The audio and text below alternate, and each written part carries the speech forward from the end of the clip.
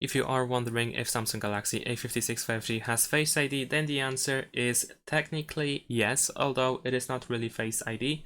It doesn't work the same as Face ID, for example, on Apple devices, but it still allows you to scan your face at face data, and you can, for example, unlock your phone with your face. It is actually called face recognition, which is accessible by going to settings, and then we can choose lock screen and AOD, and then screen lock and biometrics.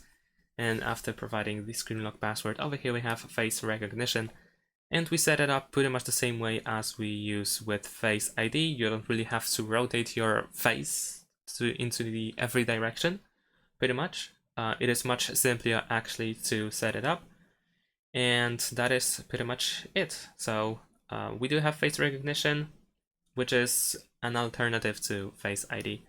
Thanks for watching, leave a like and subscribe to my channel, and see you in my next videos. Bye!